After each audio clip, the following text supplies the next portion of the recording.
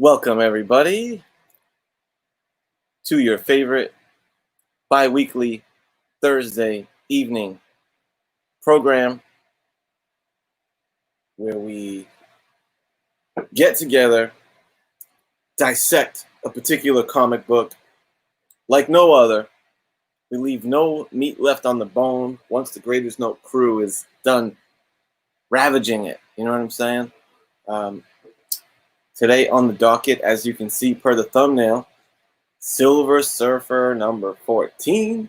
Ladies and gentlemen, Stan Lee, John Buscema.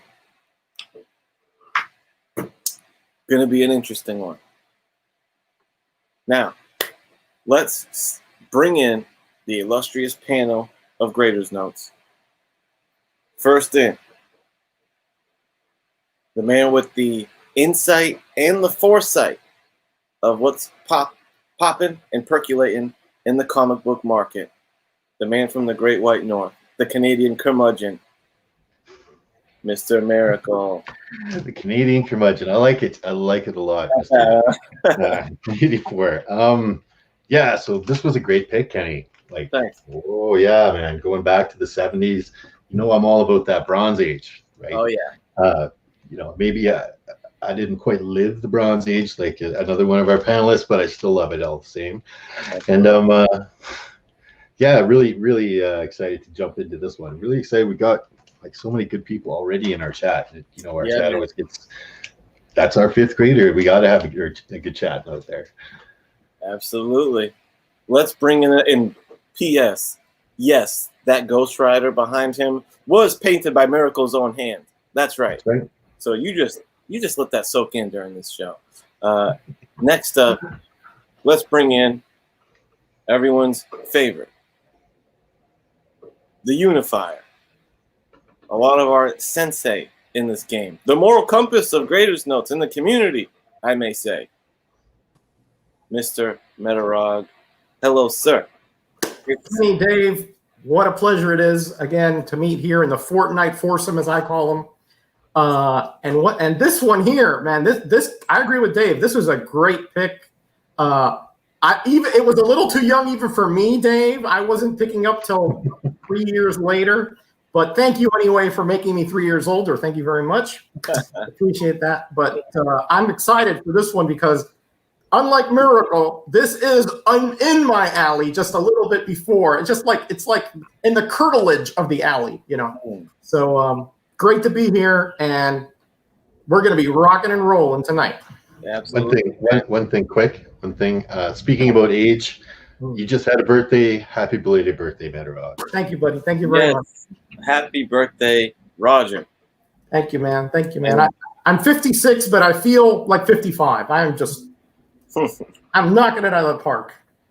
And just like in my personal life with my family and friends, I forgot. I'm just not aware. Birthdays are like almost. Hey, when you get to this age, Kenny, it's no big deal if you forget. Yeah, I know. No big deal at all. But happy birthday to you, my friend. Thank you, buddy. I had to write it down on my hand. No. Yeah, there you go. And this wouldn't be Graders Notes without really the founding member, the man who sent out the original CC'd email to the team and said, I got an idea. Let's get into these books. Let's dig into the panels. Let's grade these books together as a team. The green screen machine. Always, what will his green screen background be tonight? Let's find out. We're talking Mr. Genome Presents. Gentlemen. Oh, as a quick aside there, when you get to be Roger's age, the big deal is that you're still alive. It's not so much the celebration of your birthday. It's just the celebration of continued life. You're surviving. That's all that matters. Greetings, everyone. Great to have everyone here for our bi-weekly show. Probably the most informative show in the comic book community. Well, shameless plug there. But glad to have the fifth grader as always. Such a great crew to be discussing comics with, and a great panel as always. Absolutely, man. Always look forward to these shows. And I always look forward to the stellar chat, man. Let's take some quick attendance, shall we? Yeah. Aaron with the cuckoo-cachoo. Oh, Beatles references. He is the walrus. It wouldn't be an 84 stream without Lasso's trademark celebratory chant and cheer. Thank you, Lasso. Appreciate you. Yeah, we are just a few minutes tardy. Not because of my pre-show yapping, but modem issues. Kachung, my friend, who's had a very busy YouTube week. You know, we hung out with an unboxing. He was on Inquiring Minds last night with Hialeah. If you didn't catch it, I strongly suggest you do. Great show. So we're keeping Kachung's calendar packed this week. Good to see you, my friend. Let's not forget Mark Knapp, brother, rocking in the chat. My man Jaguar X, one of the sharpest minds in the community. Highly recommend you check out my boy Jag's channel. The famous pitch hitter and Graders Notes alumni, the unruly Simeon. Kachung's better have DK Comics and Cosplay. Good to see you. I've never liked that term, better half. It's like it's a slight to the other person, right? But you know, Or a compliment, depending how you look at it. I suppose. Good to see you, Delphia. Thank you for joining us, Mr. G. Garrel, one of my favorites. Oh, geez, what did I say? What did I say? That Bear Island's calling me out. I'm sorry if I Me Too'd you guys earlier. I didn't mean it. House till the end in the house. It's been all that roofie talk you were talking about earlier. Yeah. No. With a cool profile pic, a lot of headshots of Batman, it seems. Love it. Zach B, the Hawkeye. Very excited to see you. Very excited to see Comic Mag Musings. I got family all over Iowa. Oh, my goodness. Really a chat champion, a chat all-star, and I'm still reeling over that fantastic contest entry you put in. Yeah, I like that guy. Yeah, Bill, you're the man. Michael Dodd in the house. Yeah, Miracle's got the 15 center. I got the facsimile.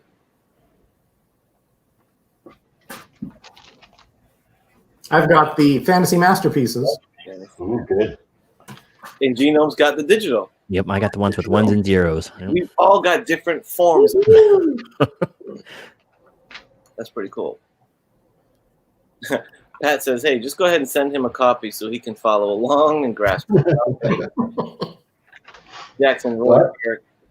I went down to my LCS to see if I could get a facsimile, and he's like, no, sold out. And I went to a couple other ones, sold out. Like, yeah. So I mean, it came out a little while ago.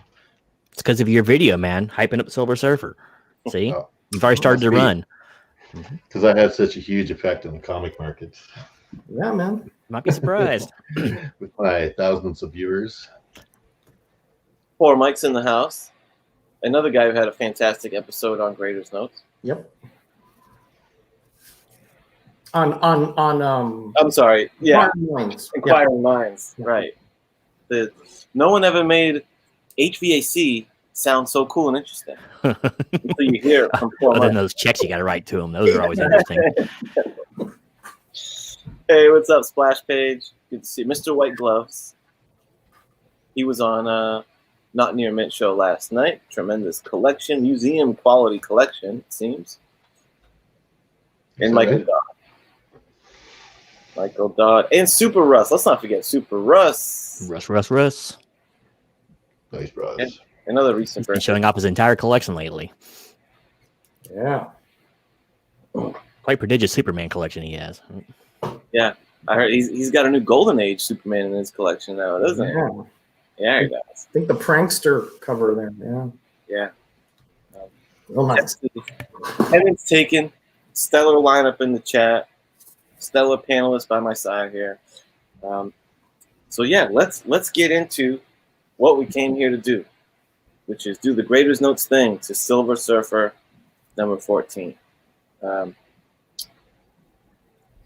I like to start with the cover. What's up, Better A Jim? I like to start with the cover. I think everyone here knows the format of the show, so just hold on to something and go along with the ride if you don't.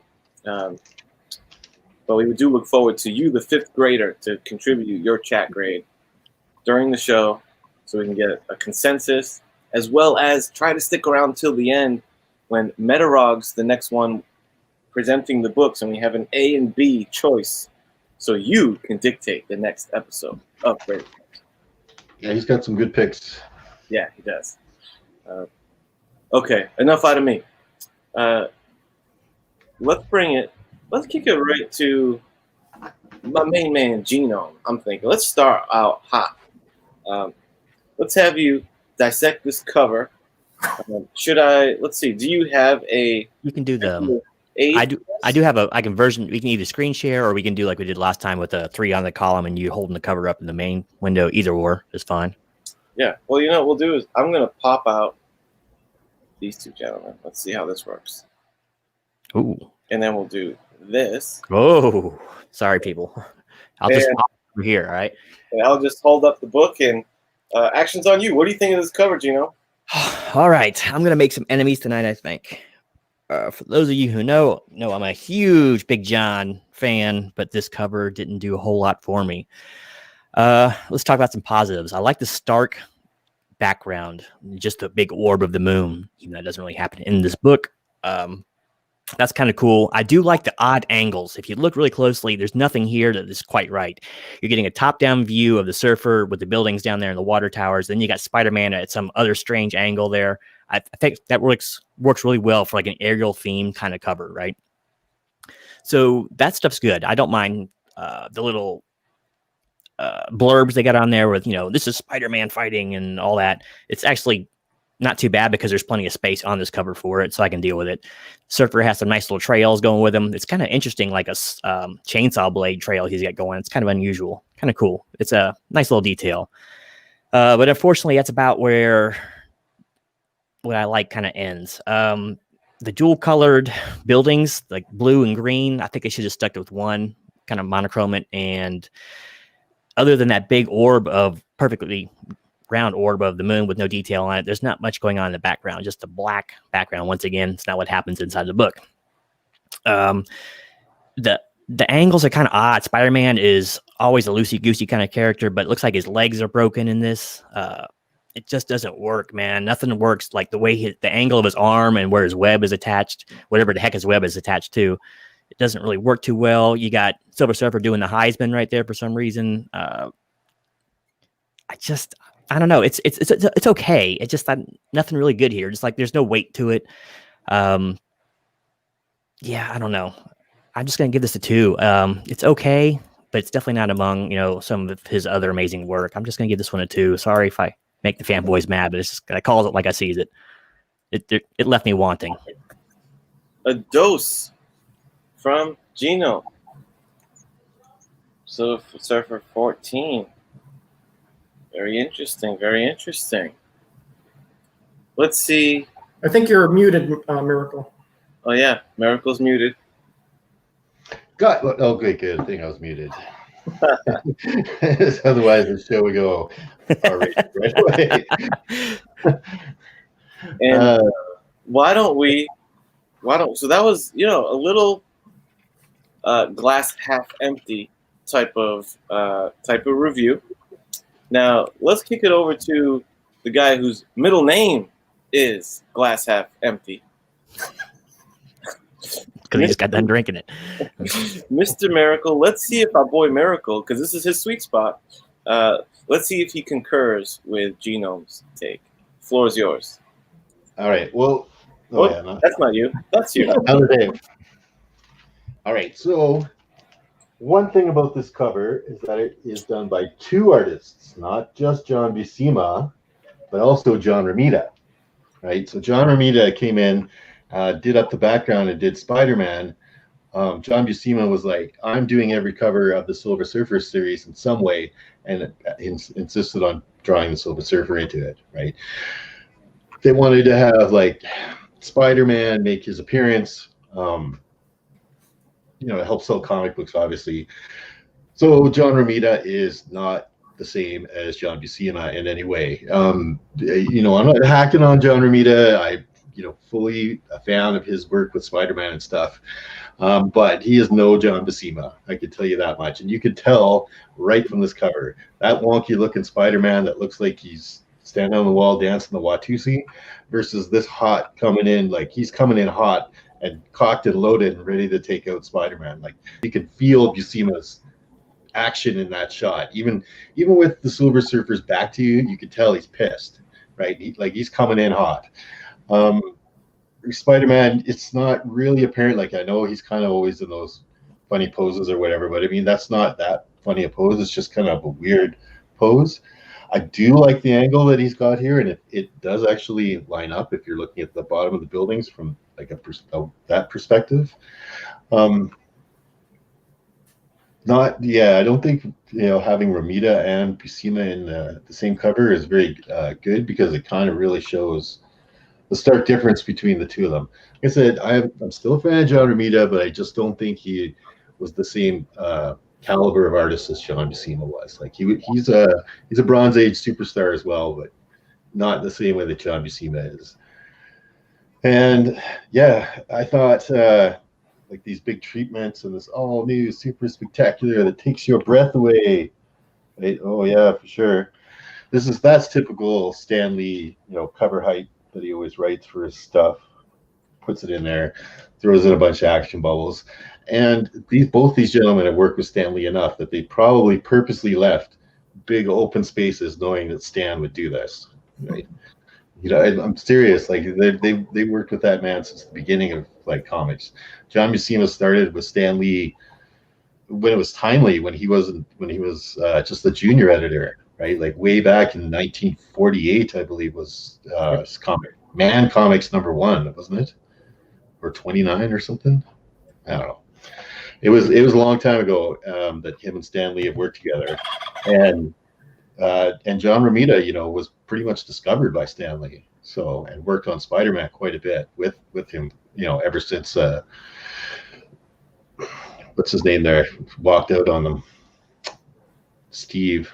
Oh man, why am I losing my? Thank you. Steve Ditko walked out, and Romita walked in on a win there. But yeah, this was done by both artists. So when you're saying wonky Spider-Man stuff, yeah, it's John Romita, and I don't think he was that into doing the Silver Surfer. He probably just phoned it in a lot. But I gave the cover 3.5. Right, so because I really like the Silver Surfer there, I really like his pose and the action. Not so happy with Spider-Man. There you have it, 3.5. Welcome to the new homies that have joined the chat. Great to see you. Let's kick it over to Mr. Metarog's analysis of this cover. And okay, that was me kicking you out of the stream. Let me highlight you on the stream. Well, thank you very much, sir. Thank you very much.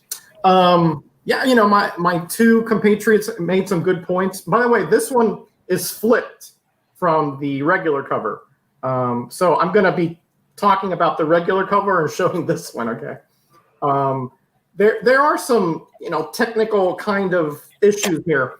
But overall, I like the theme. Genome is right. The battle doesn't really happen at night like this, but again, artistic license, guys. They're trying to sell the book, right? And to highlight Spider-Man behind a full moon, I think it's a good idea. It's almost like a spotlight. And if you notice, there's like a little shimmering around his costume. I think that's a pretty nice effect. I agree, Romita is not Buscema, but he is. I think at the time he was doing Spider-Man, so probably Lee wanted him to do Spider-Man on the cover here. I do like the little trails here. It does show the speed that he's going at to try to. I'm assuming he's trying to capture Spider-Man. The web is going, I don't know where, to a flagpole or something. I mean, it's projected out from the building, so that's kind of odd. It would have been nice to have maybe some stars or something instead of just jet black, because it doesn't give you a really good notion that this is, actual, space or, atmosphere in the back. Gino, I think the reason that these are two different colors is to show that there are two different building structures, just to make sure they're not like attached here. This building is really tall compared to the top of this building with a water tank and the whole bit. but I do like kind of like the reverse isometric look here. It's kind of different, but when you're talking about Silver Surfer who soars the skyways and outer space, it's not unheard of to give it that kind of perspective. You got Stan with his usual, hyperbole on he did a lot of that on the covers here. That's very common. Yeah, I do like the Spider-Man underwebs. I always liked that with Spider-Man when he had the underarm webs. I like that little touch because at that era, it was just a really cool little addition to Spider-Man. Yeah, it could have been better, but it gets the job done. Guys, this is not rocket science. This is Spider-Man versus Silver Surfer. That is the gist of it. The trade dress is pretty ordinary, a little curvature here on the Surfer and the Silver. It's okay. It's nothing terrible. I would have liked a little bit, again, a little bit more of a background here and this, it just seems so high compared to this building. It's a little odd, but again, not unheard of. I think this is a little better than serviceable, Gino. So I gave it a 3. 3.0 from Big Raj. Welcome, Great Man. Graders Notes alumni. Good to see you. Hey, great. Who says, it looks like the Batman and Robin rope walking up the building from the 66 show. Cesar Romero, where have you gone? So, Surfer 14. I mean, this is my man. Volume 1 Surfer is a treasured run for me. One of my favorite trade dresses. I love the text there of the Silver Surfer. I love Skyrider of the Spaceways. I've always loved that. I like that better than the Sentinel of the Spaceways that I think is on number 1. Skyrider of the Spaceways. Really dig that. I am a big fan of the body pose and perspective of the Surfer on this. I think that's a great dynamic pose. I think it's actually kind of cool that he's not facing the reader. It's a cool way to have a character kind of flying from off screen or off page onto the screen. Like Gino pointed out, I think the motion lines are pretty cool. Really like the Surfer on this. Spider-Man to me has always stuck out as a bit of a sore thumb on this cover. I think because I started reading Spider-Man, into the 90s run. And one thing that became trademark with Spider-Man in the 90s and onward was not just the spaghetti webbing. You didn't see this kind of webbing as much, but the contortionist body positions. And I'm a big fan of contortionist Spider-Man. Sometimes people could overdo it, no doubt, but I always thought that was a really unique thing about Spider-Man. And much like a spider, you'd have his ligaments at these cool angles and stuff. And whenever I've gone back to older, early bronze and stuff and silver Spider-Man, I've always found him to look stiff, and this is an example of that. Like, I feel like a modern take on Spider-Man, I think his feet shouldn't be touching the building. It would have been much more dynamic to have him just swinging in on his webs with his legs free, kind of really going towards Surfer. So big negative for me on the Spider-Man is what did Gino said something about the Watusi? He's doing the Watusi on the cover. I agree, man. What an odd. That was Dave, actually, but yeah. I said he had the Gumby legs. Yeah, Gumby legs. It's very strange. The moon in the background. I love that. You see that on a lot of covers, a lot of Batman covers. And I think it's a great tool to set a mood and to highlight your characters, especially on a dark background. I like that it's black, even though everything takes place in the day. The perspective is cool. I kind of like that stuff down there. It's well drawn anyway. The colors are a little strange. I don't like the overall color palette of the cover. There's something about just like the stark black with the big yellow circle and the green building and the blue buildings. as a color palette, I've always found this cover to be kind of ugly because of that. So negative marks for that. And the Stan, the Stan drama, it had to happen. The Surfer battles Spider-Man. Did it have to happen though? I don't know if these two characters were destined really to cross, but so it's okay, Lingo. Not his best work. Sometimes this is something that I really get a kick out of. Not his best, not the best Stan. Lingo. He said better, So with all that being said, as you can see, there's a lot that I liked about it. The trade dress is great. Love Surfer. The Surfer drawing on here is cool. And the overall concept is cool, but big miss on Spider-Man, big miss on color palette. And that's why on this, I concurred with Miracle and landed with a 3.5 for the cover. Boom. I see it. A lot of redeeming qualities, but now. Dave's in pantomime mode right now. Do the box next. Could do that. There's two comic book legends that drew this, like Bronze Age legends, and John Romita and John Buscema. So, I honestly just think that, Romita, I've seen Romita do way better Spider-Mans than that, right? Like really good Spider-Mans. And he must have just got thrown this on his desk and just rushed through it. And I have a question for you on that. First, let me prompt the chat to go ahead and throw in your grade for the cover, please. And while those come in, we'll just kind of chat amongst ourselves and maybe hit some highlight from the comments throughout our stuff. When you say Romita and Buscema worked on the cover together, so what are the duties of each? Because I wasn't aware. I thought Buscema did the cover. Mm-hmm. No, that Spider-Man is definitely not Buscema. No, it didn't strike me as definitely not. Yeah, apparently, Stan was going to get Romita to draw the whole thing, and Buscema was like, "No, I want to be involved in all these Spider-Man or Silver Surfer covers." The only cover he didn't end up doing was 18, and that's because Jack Kirby asked him if he could, right? So he was like, "Okay, you came up with this guy. I got to bow out for you." But other than that, he wanted to have a hand in the whole run. He loves Silver Surfer. You could tell if you go back and read Silver Surfer and think about the books that were coming out at this time. This one is so much better than most of the books that were selling. So much better than this book. It was a gem that nobody was picking up on.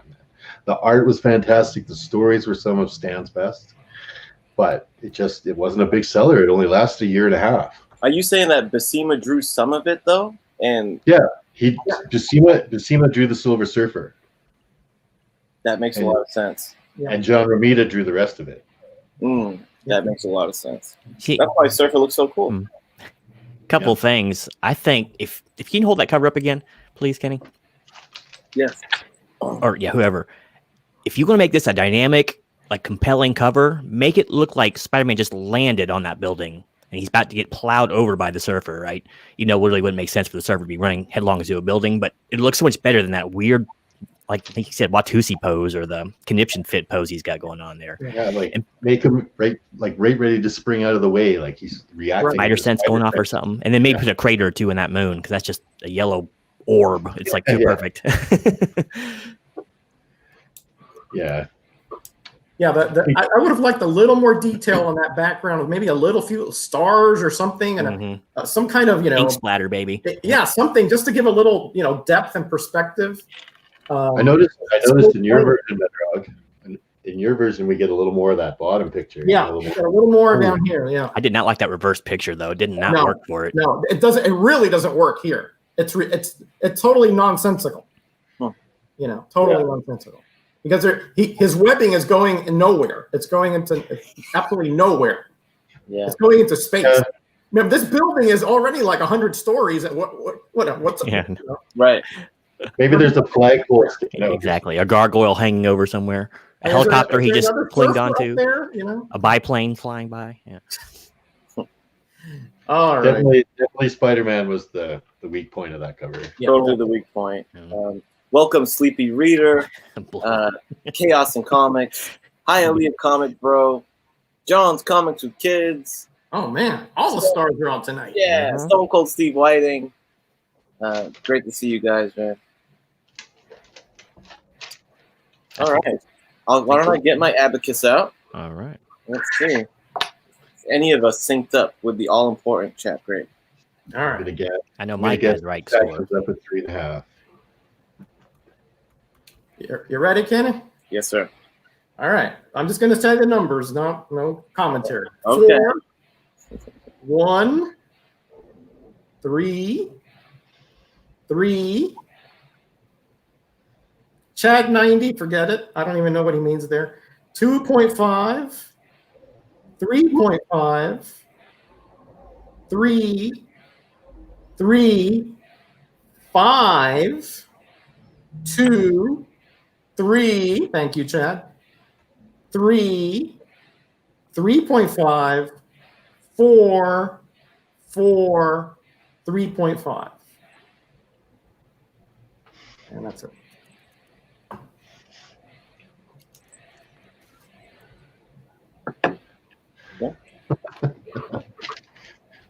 He's bringing me backup. Mm-hmm.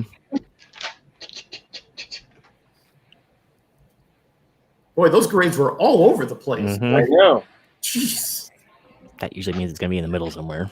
Hey, that means we landed on a 3 from the chat. 3. 3. So Roger's on tonight. Roger. So far. The night is young. Leave the track now. You'll have somebody to go take home to the wife. Yep. Oh, man. Starting with the hot hand. Oh, I hear. Oh, no, just kidding. Okay. Fantastic. Well, we've handled the cover. We settled it. Why don't we get into the interior art of the book? So now we're getting Ramita out of the picture, right? Yeah. And we're just gonna grade on the main attraction, Big John. Mr. Gino went first last round, so we're gonna have Mr. Miracle kick it off on his analysis of the interior art. Get me to start again? Yes, sir. No worries. So this is the original. I'm going to be a little gingerly with it because it's not a minty copy as it is, right? So, but we get some real classic Buscema stuff in here. Lots of real big space stuff. Right, there's your stars in the background there. Lots of really crazy, people always. This is one of Buscema's classic pose, the grabbing the head pose in anguish. That's always a classic Buscema pose. Even the regular people he draws, the expressions he puts in people's faces, just like look at the dad's face looking at. What are you reading all these comics for? You gleeked kid. What's the matter with you? Get out of there! Right, like every Don Buscema just put in like that kind of expression into his stuff. And you can tell he's drawing Spider-Man here, right? Like now we're getting some of that flippant action going. Right? Good poses on Spider-Man there. Good over the top perspective in that one. Like looking down, like that. For a lot of artists, that would be a splash page, right? For John Buscema, that's just part of the deal. Next panel. Man, it's just like I don't want to take it all, but like so much. Like look at the way you draw Spider-Man kitten. Where I gotta go the right way. It's always reversed in your camera. See Spider-Man there? Look at the way he's getting like blasted by the Silver Surfer. Like, man, you feel it. You feel like he's being like blown apart, right? You guys, I told you last time, John Buscema is my favorite Bronze Age artist of all time. I think, he's done hundreds and hundreds of comics. He's done like over a couple of hundred just Conan the Barbarians alone. Doesn't include all the Avengers, the Submariners, the Silver Surfers, he did parts of Spider-Man, Thor, Fantastic Four. He even went DC Comics. He's done Batman comics and Superman comics. I believe the last comic that he didn't actually finish was a Superman comic that he was doing for DC, and another artist stepped in and finished it for him. But even like you can see, like you want to make a kid happy, like draw a kid happy. That kid looks happy. You know what I mean? He's doing what every kid would do if he found Silver Surfer surfboard. Jump on it. I would. I'd be jumping on that thing. That'd be like, damn, I'm going for a ride. And when he goes for a ride, you feel like the kid's scared, right? Like you feel like, oh no, what's happening? We haven't really talked too much about the story. If people aren't familiar with the story, the kid finds Silver Surfer's surfboard and, of course, takes a ride on it. And then once Silver Surfer's, to me, my board, he goes for a ride, of course. You know, man, this comic book just action pose after action shot, you know, more explosions, more gunfire, more kabows out there, right? Like, you can't stop John Buscema when it comes to this kind of action. Can't stop him when it comes to the facial expressions. Anatomy is all on point. You cannot find a pose in here where the anatomy is not good, where you're like, boy, that guy looks really wonky. No. Maybe in one of the ads, because you're not going to find it in John Buscema stuff. Anyways, I gave the interior a 5. I think, you know, this is one really action packed. When they said draw Spider-Man and Silver Surfer fighting, he took it to heart, and that's what he did. So I gave it the full 5. Sorry, I can't give John Buscema anything less than that. A 5, ladies and gentlemen. Yoo-hoo. I need to get some kind of like on-screen gimmick for when someone drops a 5, the same way I drop this when a serviceable comes around. Maybe like 5 stars or something. Just yeah, really. Fireworks. Really something special when we get a 5. So Yeah. 5 on the art. Tremendous. Let's see if where Metarog's at with it. And welcome, Silver Age Dave. Good to see you, sir. Yeah, we're not starting over, but go back and see the cover for the first 10 minutes there. Yeah, I mean, you know, Miracle is usually or sometimes prone to hyperbole, but this time I semi-agree with him. I mean, look at that splash page. I mean, deep, rich colors. Notice the star field, which I wanted so much. You know, this grabs you right off the bat, right? And he's right. I mean, as a storyteller, man, everything flows so well. The dialogue and the plot concepts go right along. Now, I'm not saying that the plot concepts are necessarily top notch, but you know, he goes along with the story so well. Like so many explosions, so much action. There's like, except for maybe you know, the part with the kid. This is nonstop action, guys. Look at Captain America here in a TV, although you don't know it at the time. But boy, that is nice right there. Notice how he has a lot of different cover layout sizes. Like when he wants to emphasize, you know, the pondering Silver Surfer, the suffering one, he makes them kind of rectangular and vertical like this. But then, you know, when it's just kind of, you know, you don't have that much detail, he makes it like more like these pillars here. Yeah, look at the detail of the drawing on the kid. Just great stuff. Great emotive faces. There's only a few nitpicks that I have, and that is some of the background colors are kind of odd. They're like there's orange, blue, and yellow, and they're all like, you know, right next to each other, and there's not much back there, but that's okay. But I just thought that was odd. All those different. It's a little distracting to me. That's not on Buscema, perhaps. It might be on the colorist, right? And his Spider-Man here and there is a little bit big and just blocky. And let me show you an example of that, because you know it's not bad. But looky here. Look at the size of Spider-Man compared to the Silver Surfer there that he's holding him. He looks almost like almost as big as like Luke Cage or the Hulk there. You know, down here in this with the Silver Surfer. Just a little bit bigger Spider-Man, a little thicker than I think he should have drawn him, but his proportions are right. I'm just saying for me, I would have liked a little bit more of a spindly Spider-Man. Forget about that part there. And again, I honestly, there's not a whole lot to critique except for those two things. Again, the panel layouts, man, what a master he is at that. And look at that action pose there with Spider-Man recoiling. Great stuff. I can't give it a 5 because it did have some little issues with the background colors and the background. They're just a little scant and a little weirdly laid out sometimes. And the Spider-Man was a little blocky and big for me. But man, what a storyteller. Absolutely 5 when it comes to the storytelling elements. But overall, I gave it a 4 because it is just so good. There is not a bad panel in there. Just a little bit of just issues with the background and the blockiness of Spider-Man. The thickness of Spider-Man is a little bit too much. Quattro. Well said. All right. Well said. Good point.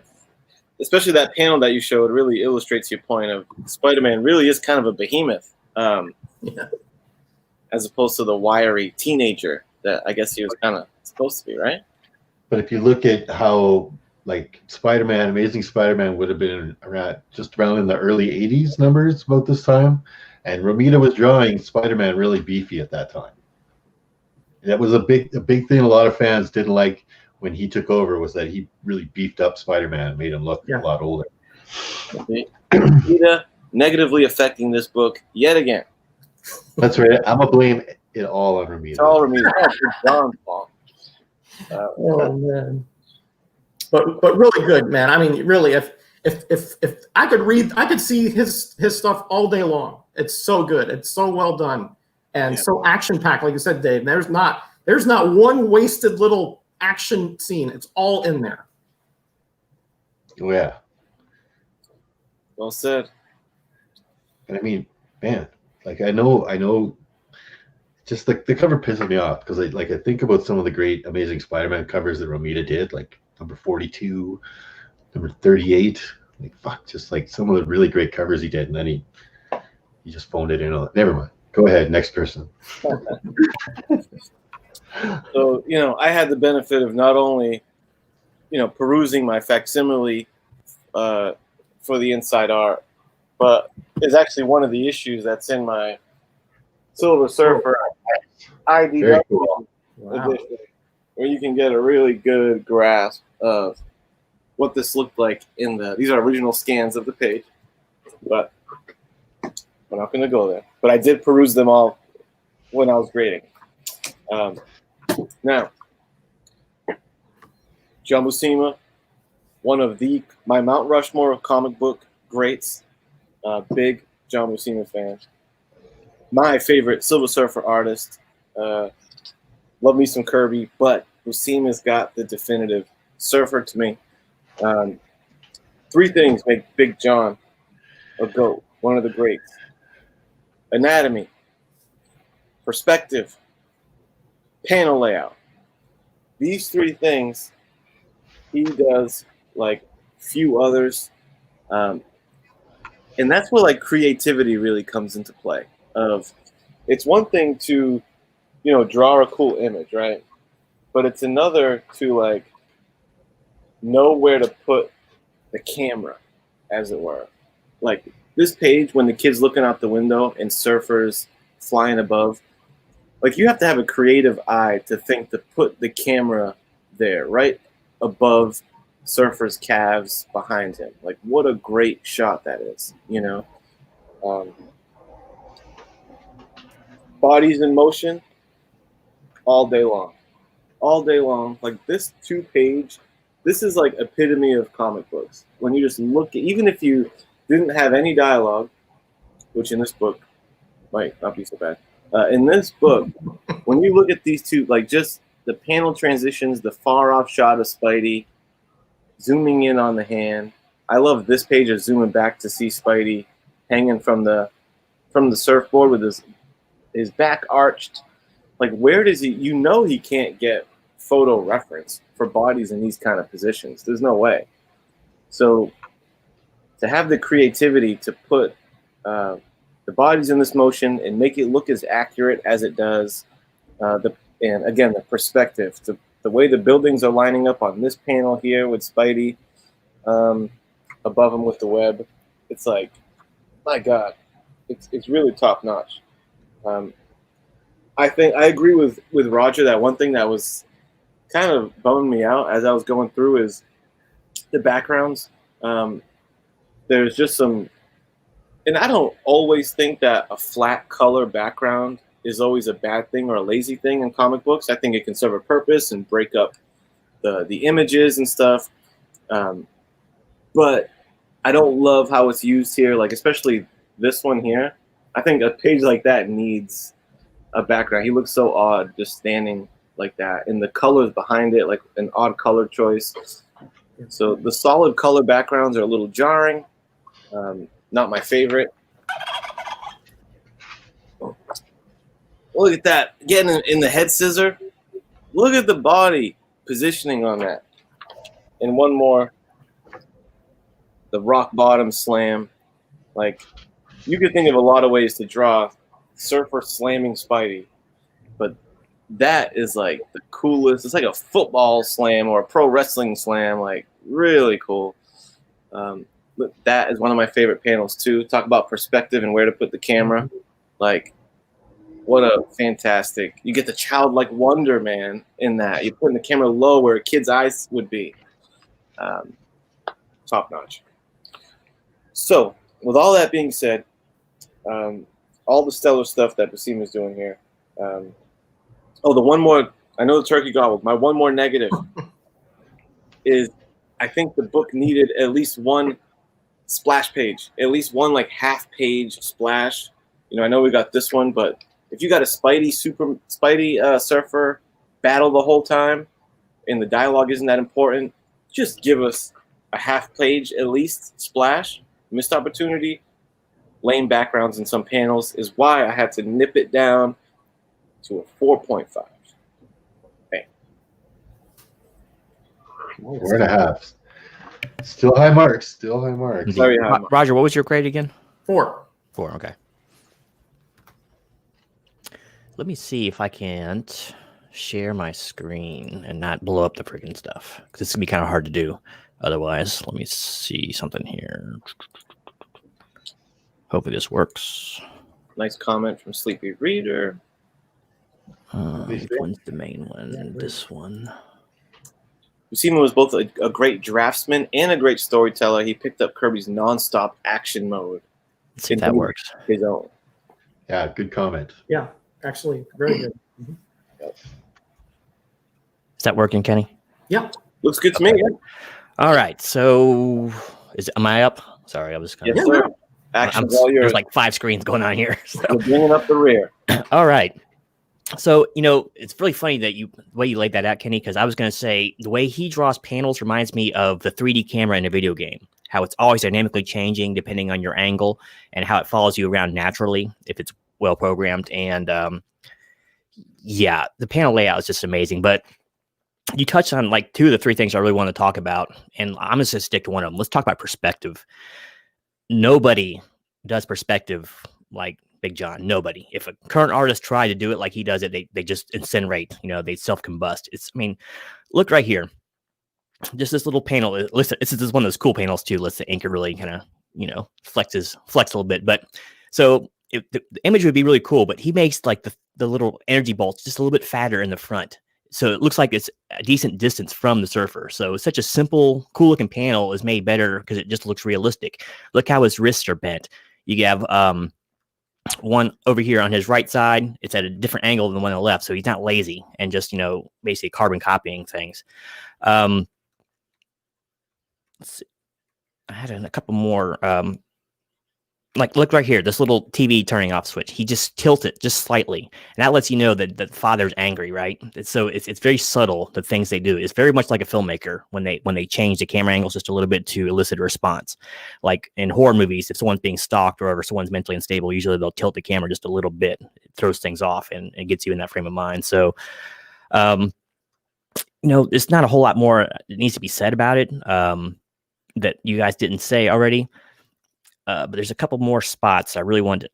Okay, look at this right here. This panel right here. it's just so indicative of his command of it. You got this crazily tilted background going on, right? Crazily contorted characters, but everything looks just right. This board looks like it's about, I don't know, 3 or 4 feet behind him, and it just looks like the right size and the right angle of where it would be if he fell off. Spider-Man's like, probably 15 feet away or something. It just looks good, man. This board right here, it's perfectly, like, some people would really struggle with something like this. Like, it's coming right at the viewer. It's really close, and he just pulls it off. It's probably arrogant effortlessness. You know what I mean? But it's not all rosy. There's a couple things I didn't care for in this. I'm trying to get to it. Sorry, scrolling like this is really annoying.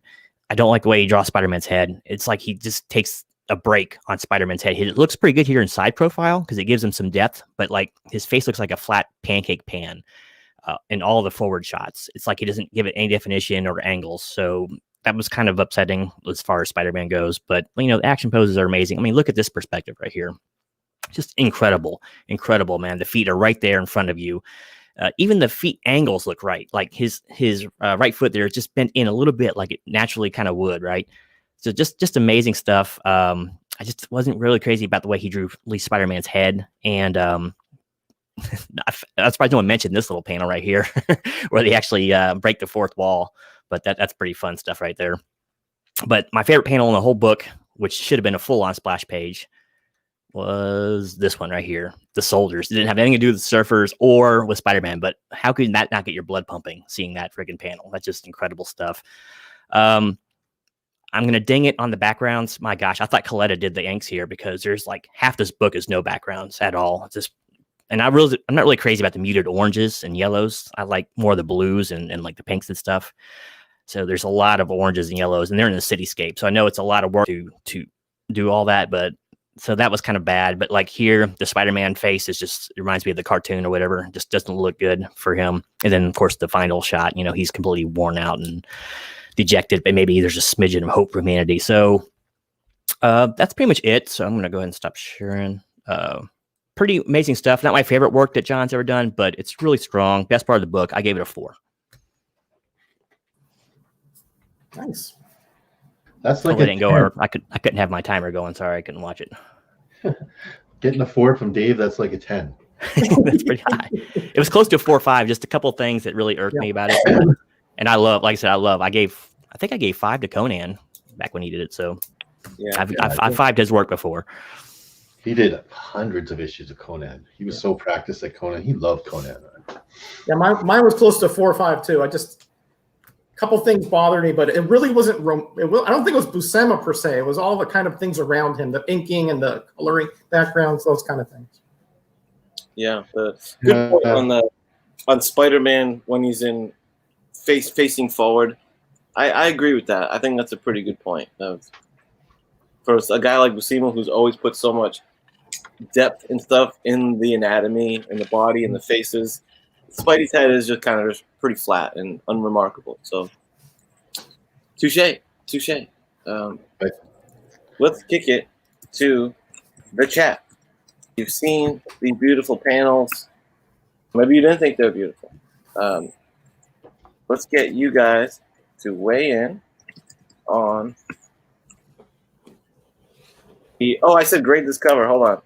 Grade this interior art.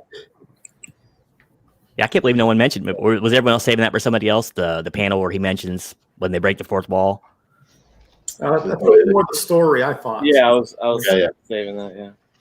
But even like where you were talking about this panel, David, with where he's getting webbed up, and like any other artist would have put him at it like a horizontal, so you could see like the whole length of Silver Surfer wrapped up. But to have that head-on perspective, but still look so right.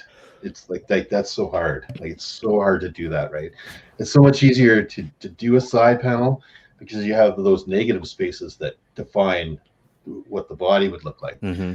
Do it like this is like a tube, and you got to get it like to look right. It's just that's tough. I wouldn't be drawing in that perspective. Yeah, like how the front of his foot is, and his instep is turned in, just in that same panel. It's like most people wouldn't bother with that little detail, right? They wouldn't bother at all. They just smash them together and call it a day. But this guy's like, this is what practice does for you, man. This is what practice does for you. And volume.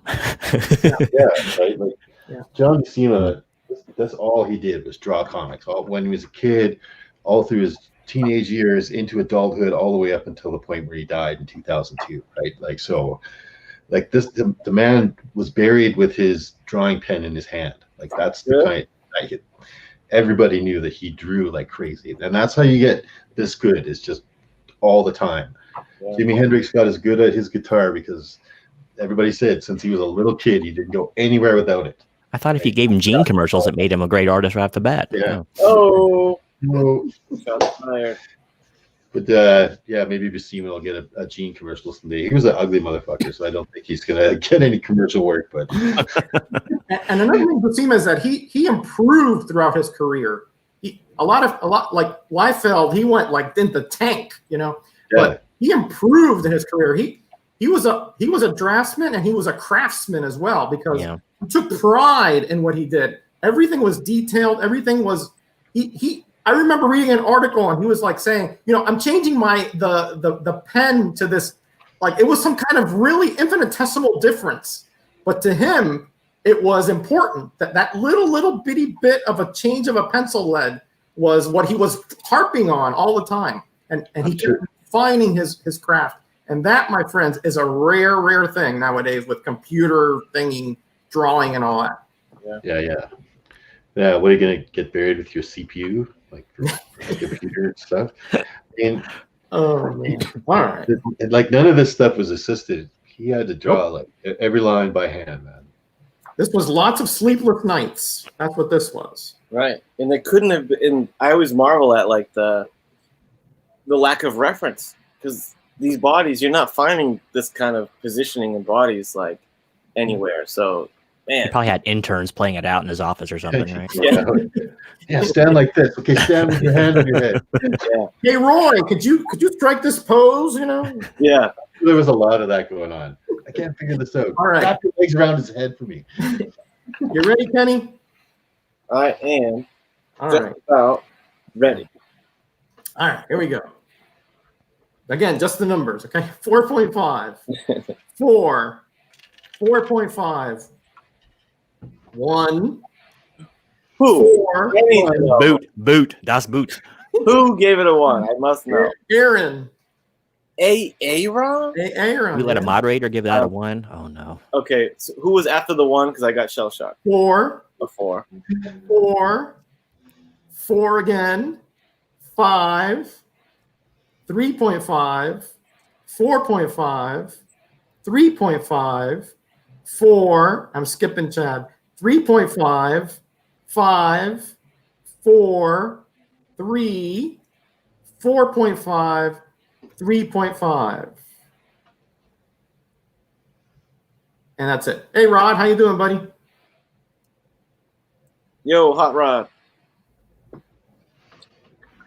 The chat landed on 4, ladies and gentlemen. Pretty good. Roger's 2 for 2. And just let everyone know, I don't cut anyone slack because of their legend status. Like I've shot down Ditko's work before on this show, in fact, and so I didn't think Biggie would forgive me on Kirby, and apparently he did. I figured I was gonna get tarred and feathered for the 2 I gave for the cover. So yeah, no, I think we all kind of were underwhelmed with the cover. Yeah. Oh yeah.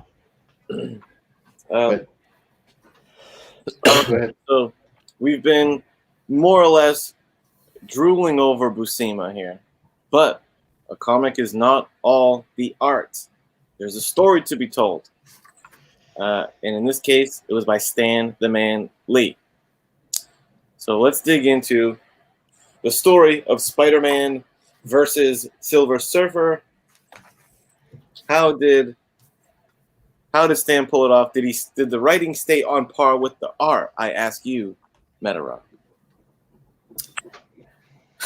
In a word, no. You know, I love Stan. You know, I grew up, he's an idol of mine to the max, right? And the dialogue, the word usage, the verbiage is, of course, great. He was a master at shoehorning vocabulary into these comics that not only were as appropriate, but would expand your horizons, right? And this is no different. You know, he's very, very technically well done here, but the plot and the actual storyline is so razor thin and preposterous, right? You get, first of all, the surfer happens to be hanging around when two meteors are exploding right above North America, and nowhere in the book does anybody say anything about this. It's like they're oblivious to it, even though at this time they had satellite and space imagery. Okay, it's not even mentioned, and that is it was important though, because that was what kind of confused the Silver Surfer, made him a little bit less powered, so that Spider-Man could take him on. Otherwise, he would have mopped the floor, you know, in 2 seconds with Spider-Man. So I get why they did it, but man, that's pretty far-fetched. And then they do things like, well, he was revived by cool current. This is the cosmic powered Silver Surfer. You think some cool currents from the Hudson River are going to revive him? Preposterous. Again, this is, you know, we're going to go to the concept, right? But, you know, as Mr. Miracle was saying, this book didn't sell well. And when that happens, you start getting, you know, the stars to sort of try to move it into the next echelon to get a little more awareness. And that is everywhere. You have a parallel story with the kid and his father, which I think is a little better. I mean, it's sort of it's sort of looking at from the kid's perspective. You know, how the, you know, the dreams can be quashed if they're not supported, you know, by those that have power over them. And at this time was the Vietnam War era, so this is rife with, you know, peace and nonviolent kind of overtones. The surfer is very maudlin, and he has all kinds of philosophical soliloquies throughout here, which is okay. But, you know, the way they meet is that, you know, Spider-Man is shooting a web, and just out of every spot in the world, it happens to hit his board, and he wasn't looking that way. If you're shooting a web somewhere so that you can swing on it, don't you think you should know where you're shooting it? And then again, the whole reasons why they fight, it just seems so forced.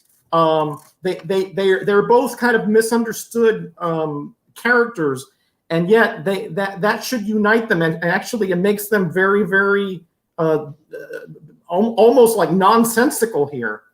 The reason the Spider-Man goes after him is sort of an offshoot of, with great power comes great responsibility. Because Silver Surfer's so powerful, he must be controlled.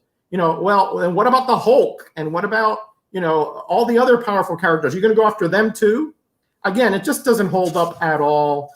It's a story that was there to artificially create a conflict where none really should be. You know, the army comes out of nowhere in like 5 minutes in New York, in the middle of New York. Of course, that is a breaking the fourth wall, so I give them a little bit of a artistic license there. I could go on and on. I'll leave some stuff on the bone for you guys, right? But this is not the best work at all, and it's very forced. Good dialogue, but the plot is really razor thin. But I am such a fanboy. I can't give this less than serviceable, because it gets the job done. We got the surfer, we got the Spider-Man, we got the army, we got kids flying on surfboards, all the good stuff that, you know, young Metarog would love to see in a comic. So for young Metarog, he's going to have the score here. Serviceable, 2.5. 2.5. It took a long time to get to that 2.5. Our first comic book guy of the night. Yep. Serviceable. All right.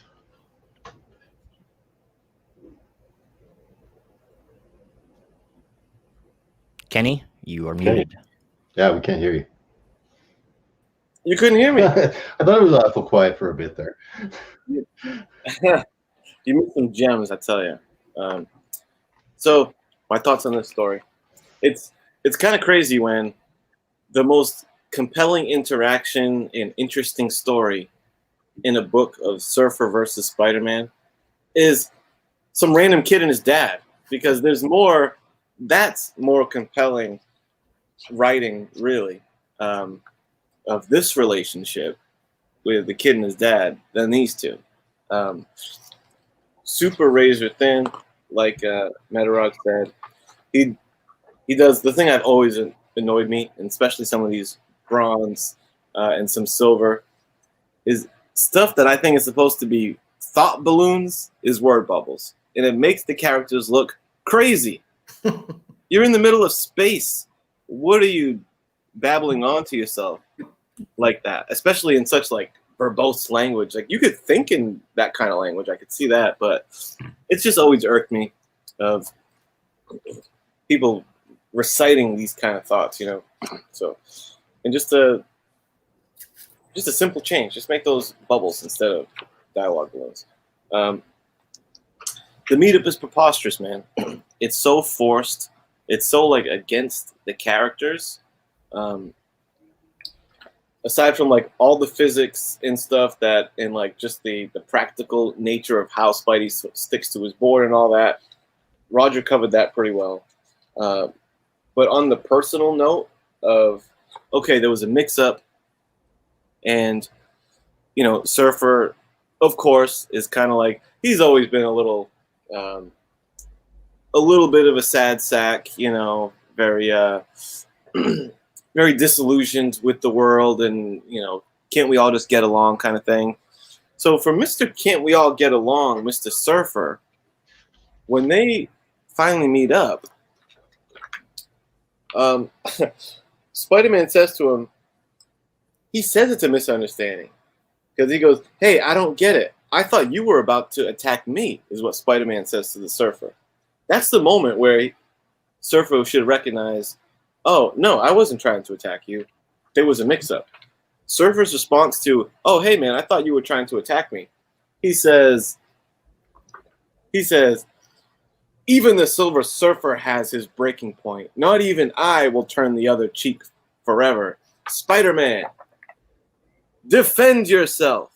Like, dude, what happened to Peace and Love Surfer? That's like, I think Thor snuck in there for the dialogue. Yeah, right. Yeah, That's much of what this volume 1. It's like 18 issues, I think. Really, that's like, if there was a thesis statement to volume 1 of Surfer, it's kind of that, you know. He's supposed to be like a commentary, you know, during Vietnam times, right? Of war isn't the answer. We need to try peace. And even a superpowered cosmic being like that, who could unleash plenty of devastation and all that, and anyone who does him wrong, he could completely zap him and destroy him. He doesn't. He refrains. He's seen too much, man. He's seen too much destruction. His home is gone. So I know some people say, oh, he's Silver Surfer's kind of whiny and stuff. He's been through a lot, man. Okay? To Planet and Galactus. Anyway, so just my main critique is just it's totally off character with these guys. They had to shoehorn a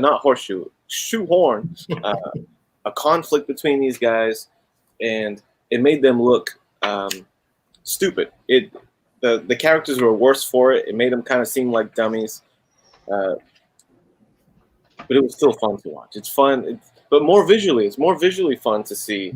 When you're reading it, it's like, eh. But I will say they stick the landing pretty well when he saves the boy in front of the soldiers, and the soldiers say, hey, let's leave these guys alone. And Surfer, because to Roger's point, Stan can be cheesy with the scenarios and stuff, but he's a wordsmith. He says, when I am weak and spent, they leave in turn. No longer do they seek to slay me. Perhaps there is still hope for them. Perhaps one day they will renounce all use of force. For only then, at last, will mankind come of age. So you got to give Stan credit. We're kind of giving him a hard time, but when it's time to stick the landing and say the moral of the story, he nails it. He does a good job. So I'm with Roger. I'm going to give it 2.5. Some redeeming parts to it. It's so ridiculous, though. It's not going to get above a 2.5 from me. Yeah. Yeah, well done, Kenny, well done. Thank you. And next on my list is Mr. G. Oh, Mr. G, who I didn't call him the green screen machine. Because here we are with a brand new, beautiful background. The floor is yours, my brother. Well, as opposed to my more verbose graders out there, I'm going to be a little more succinct in my grade. This story sucks. Whoa! There's no getting around it. Sticking the landing in the last panel is one thing, but everything before that was pretty awful. You know what this book reminded me of was Hulk 340 that we reviewed like a year and a half ago. Yeah. Same ridiculous circumstances to get the heroes together to fight, right? Very contrived. Heck, the Hulk one might have been a little better, more believable, but whatever. First problem I found with this was the meteor. The chunk of meteor weakened Silver Surfer. My gosh, he has the power cosmic. That would not do anything to him. He takes, he trades blows with the Hulk and Galactus, or not so much Galactus, but, with superpowered beings, that chunk of meteorite was not going to do it to him. And it's just so contrived. And like Roger said, he's going to go into the water or the night air to cool off. I mean, come on. He's in a vacuum of space. It's like minus 300 C. It's just ridiculous. Whatever. I could look all past that, but you know what? Even this whole thing was a fight, right? It was, and I'll give it credit because most of the hero fights, it's just sell books, right? And it's usually like that's the only thing that was good about the story. And usually it's only like 3 or 4 panels, and they come to realize their mistakes, right? But this one, basically, the whole book is a fight, but the fights kind of sucked. This entire book is Spider-Man webbing up Silver Surfer, and I don't think the webs would stick to him. I seem to recall him being like isn't his skin like frictionless or something? That's one might be a little more well versed in his power set, but I seem to remember that reading that ages ago.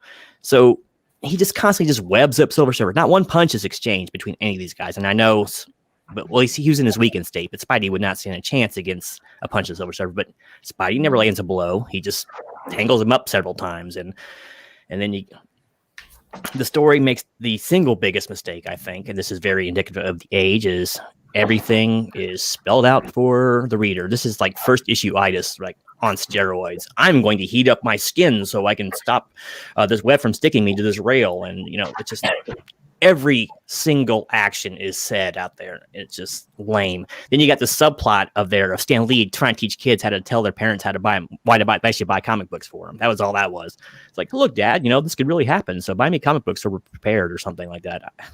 It's just, I don't know. It was so goofy. It was the power. I know they had to make it believable for Spider-Man to fight Silver Surfer, but come on, he is way out of Spider-Man's league. Even in a weakened state, it shouldn't be anything. And why did Silver Surfer not just fly straight up?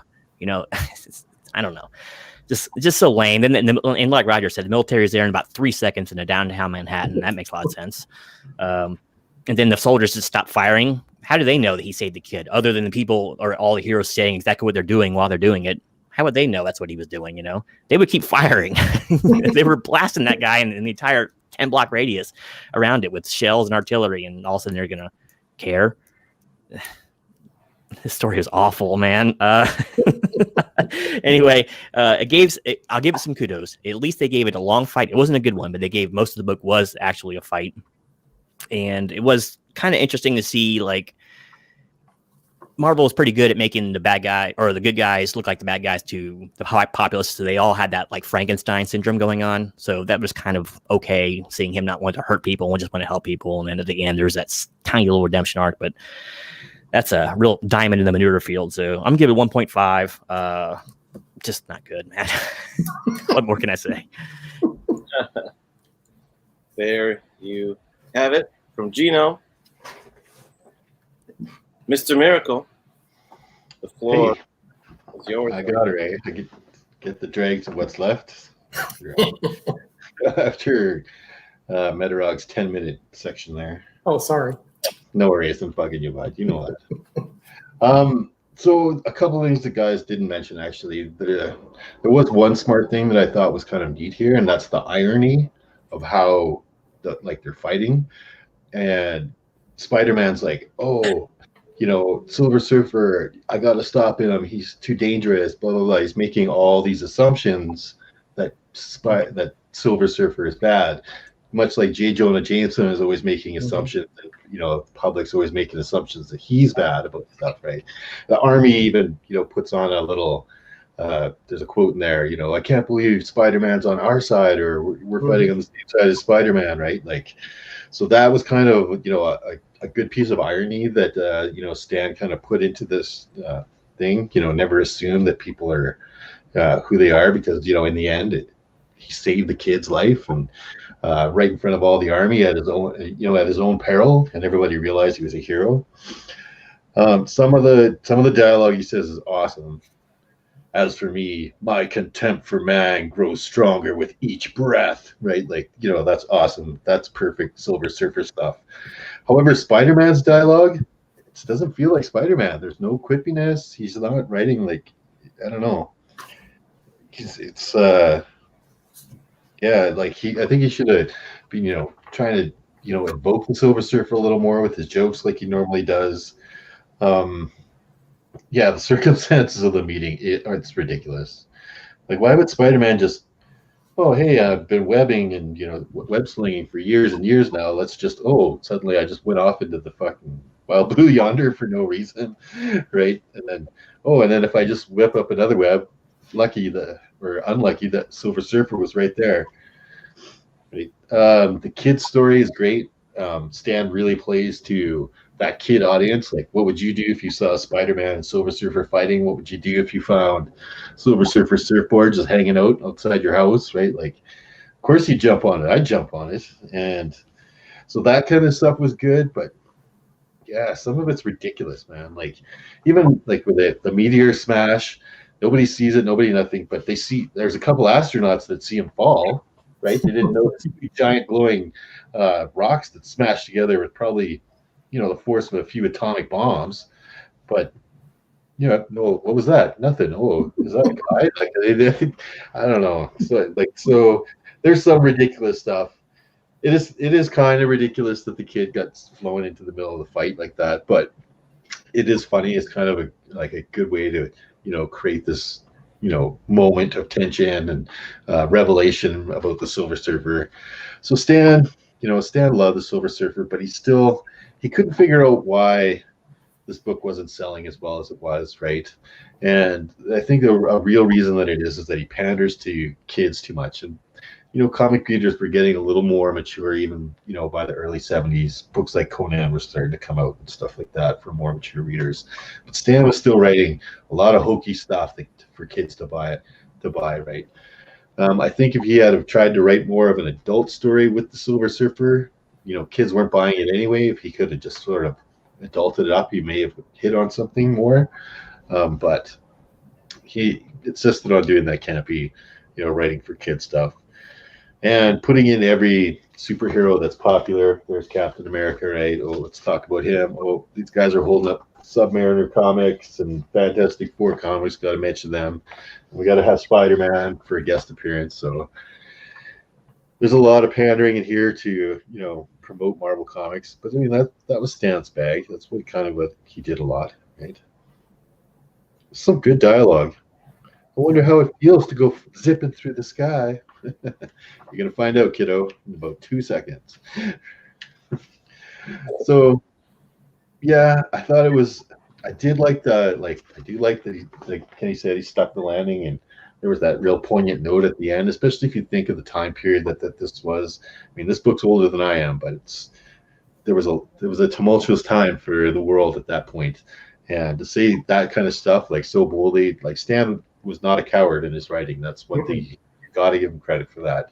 Took on a lot of really harsh issues that magazines and stuff wouldn't touch, and he's putting them in kids' comics. So you got to give Stan credit for that kind of stuff. But yeah, a little bit far-fetched in the circumstances of how this fight shows up, and I gave the story a 3.5 because I did like the end, and I did like the kid and the dad story a lot. Right? Wow. Because you can put yourself in that place, your dad, will you stop playing around with these books and get outside and mow the lawn? I've heard that. That's Dad, are you here? 3.5. Anyways, yeah. 3.5 for Miracle. So you've heard us sum up the story. It's good parts. It's bad parts. Chat. It's on you. How do you think? Stan the man. What? Yeah. By the way, Genome, there is one punch that's off panel. Oh, of course. Right. Boom! He hits him over here, and there he lays him out over here. Wow. That's the one I missed that it. gets in this off panel. Maybe he used the foreign object since you didn't see it. He the probably rest uses not- webbing again to knock him over. And the rest not looking. Bam.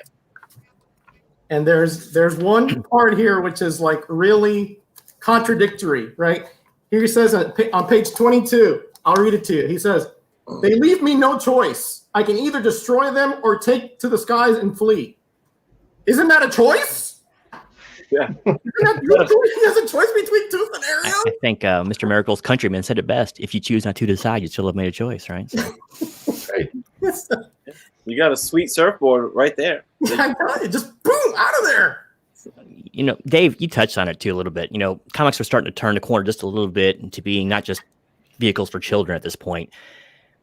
Name me a more, other maybe the Punisher, a more tragic character in Marvel Comics than Silver Surfer, right? He basically wipes out entire worlds against his will constantly. That's his only role in life. He lost everything, his loved ones and all that, or he would have lost them if he didn't do out and do this thing. And then they write him like this. It's like, it just seems so lame. They could have put him in such more in good dramatic, situations and made him more of the serious character in this series. And like you said, it wasn't selling well. Why not try it? I think it really took like Chris Claremont, John Byrne with the new X-Men to really drive that more adult base home, like to get kind of like, okay, this book's not for the little guys, right? It's for the teenagers or the adults out there. Yeah, because I tell you, I maintain that I think Silver Surfer and Galactus, those two characters, to me, are maybe my favorite. I think maybe the most brilliant, like conceptual characters. It was fresh, unique. They're not like Surfer as a hero. He's like a gray area hero. He's not your conventional crime fighter. Like really cool concept. I love their dynamic.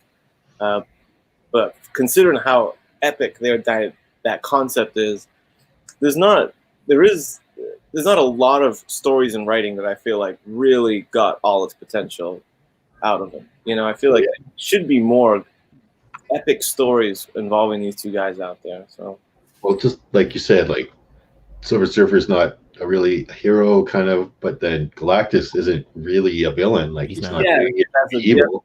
Great point. Yeah. Yeah, Silver Surfer to me is the quintessential tortured soul. That depending on the circumstances, he can be more aggressive, but sometimes he can just be maudlin and depressing. Because of what Genome was saying. I mean, he was stuck on Earth. And it's almost like you have, imagine like a tiger, right? And you stick him in a little bitty cage. The frustration and the emotions that will go through them. He just wants to. He just goes insane, and that was the Surfer. He was trapped, and his love was billions of miles away, and he had blood on his hands, lots of it, like Genome said. Yeah, there was there's an early quote from Galactus that always stuck with me, and I think it was along the lines of, "Though I devour entire worlds, I bear malice to no living thing. I simply do what I must to survive." So it's like that's a good indicator of how those guys work, And Norrin's part of it, the machinery of feeding this guy. And Surfer having to be like the servant to the guy that destroyed his home planet. Like, I love their dynamic. It's tough to know like who's the biggest like sad story. Is it or sad sack? Was it Silver Surfer? Or was it Cyclops? They're both huge whiners. All right, gentlemen. Let's see what this fabulous chat thinks. What do you think? Let's do it. All right, here we go. 3, 2.5. Aaron, 0.5. Oh, man. 2.5. 1, 2, 2, 2.5, and 2. Man, Aaron really doesn't like this comic. Man, I think Genome is going to be in more in the area of this one here. Finally, I actually got one other one right tonight too. So, all right, Cyclops, and Babes must like emo guys because he's got two of the finest ones in all of Marvel. Between Emma Frost and Jean Grey. Yeah.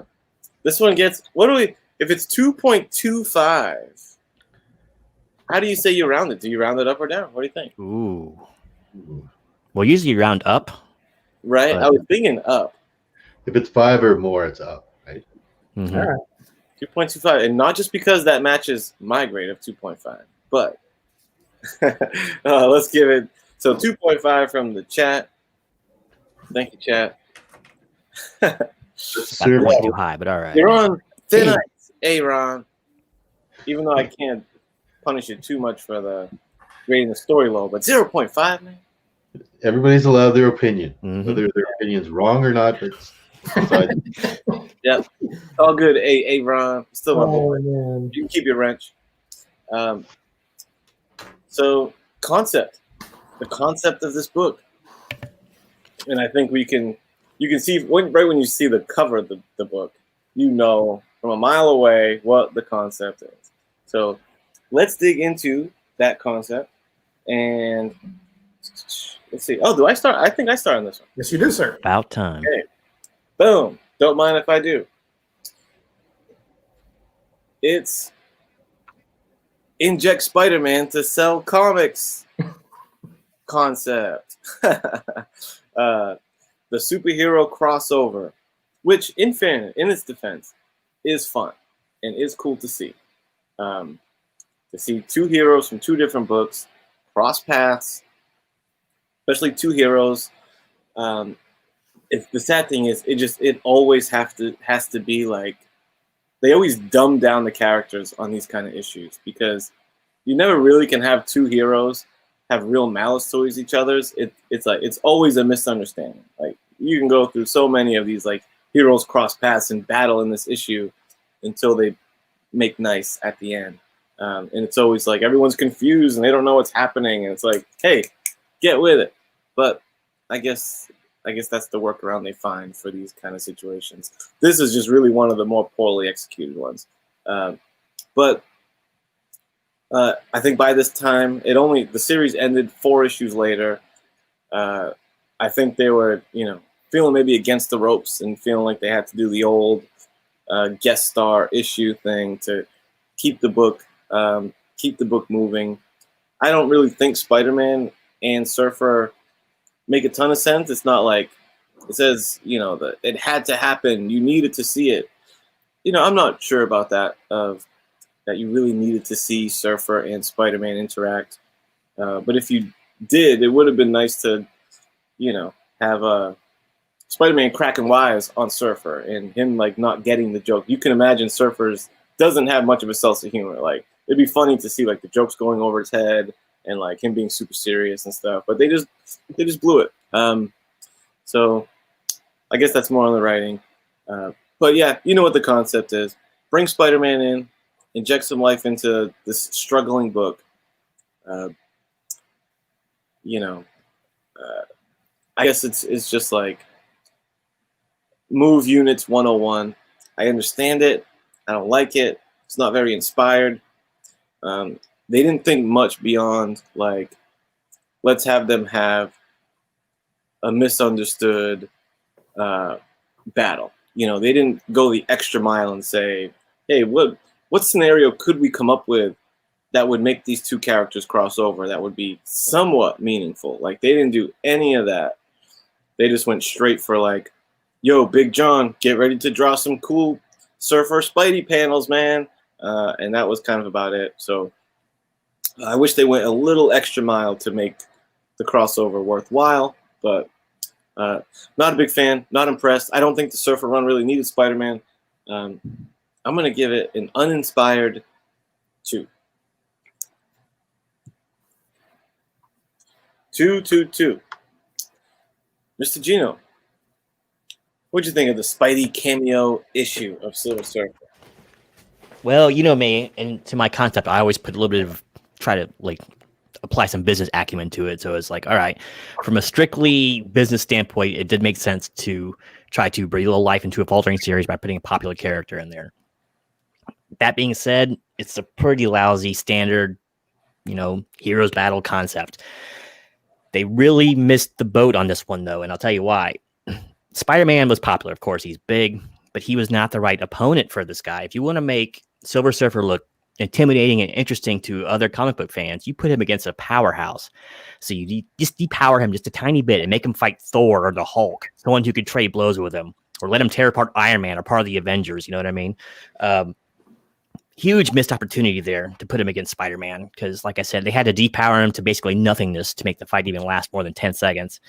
And it doesn't make the guy look good. You know, that's the memory you see with you, or take with you when you get done with the book, is who's this weakling, you know? But yeah, it's just typical, you know, hero versus hero fare.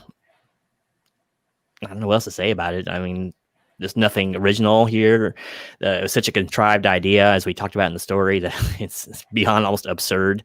And you know what'd been cool is, like, you know how, like, a lot of times in Spider-Man books when he's fighting, he's also trying to save people. You know what I mean? That's making the fight harder for him. It'd been cool if this was the opposite. When Silver Surfer is like stopping meteorites that are still crashing down on the Earth from the explosion, right? While he's fighting off Spider-Man. That could have been interesting and made a little more sense to why he wasn't mopping the floor of Spider-Man. But I give it a 1.5. There's just nothing new here. It was kind of a desperate, you know, Hail Mary kind of thing. So just 1.5. There's nothing new to see here. Nothing to see here, says Gino. Mr. Miracle, did you think there was something to see here with this concept? I think you're muted, my friend. Mr. Chaplin strikes. Keep doing that. Right? No. Yeah, I think you nailed it, Kenny, when you said, like, the concept of this book is, let's get our most popular character into our most failing book, right?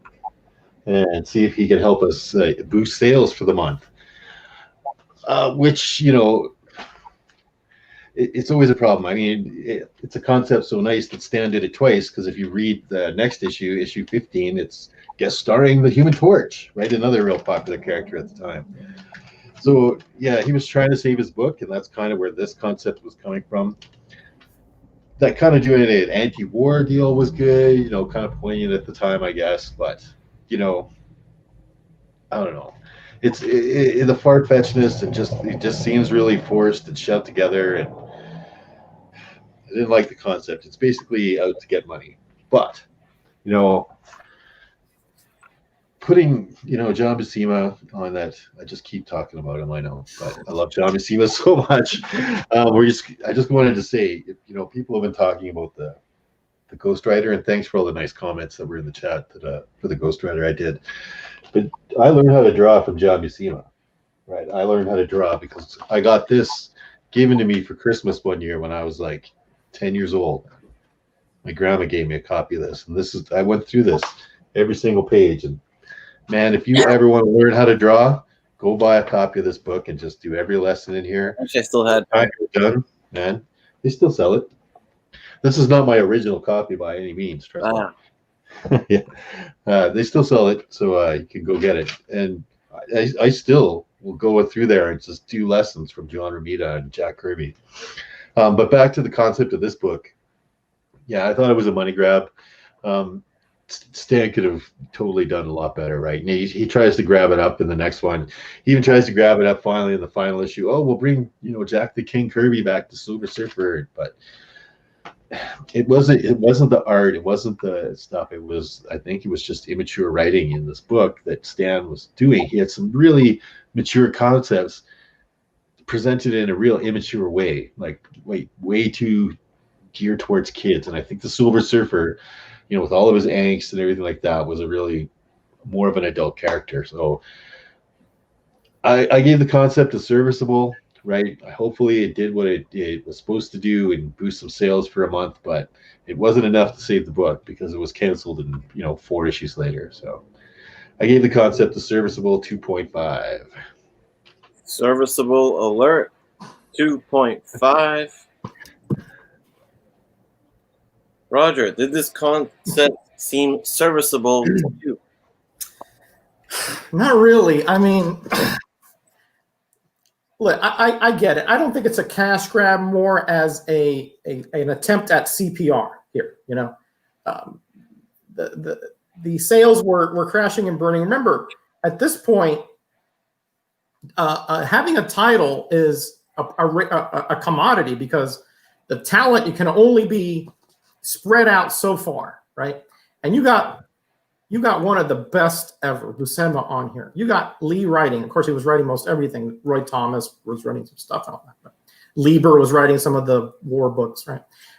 So you got primo talent that you have to use in the most efficient way for you to continue. Like Gino was saying, from a financial point of view, you have to look at it, the concept here. And it just wasn't happening. So yeah, you get your most popular character, who was, his own title was blowing up. So much so that they had a reprint title that was selling caboodles, all right? And they put him in Marvel Tales. So he was a natural fit to try to boost a title, you would think. Except that this is the most unnatural fit you can have. You have two diametrically opposed power sets and spheres of influence. You have a cosmic, maudlin, philosophical, depressive character who's trying to redeem himself. And then you have a wisecracking, street level high schooler who is just, he's trying to find out how to pay the rent. You couldn't find two more diametrically opposed characters, and this story illustrates that. So in one sense, I understand why they did it. They're trying to resurrect or continue to breathe life into a title that was dying, but it's so forced and it's so ridiculous. And on every level, except financially, it makes really no sense, So I get that. I get that they want to lift this book, but I just think that you have to rethink about what it is you're doing here.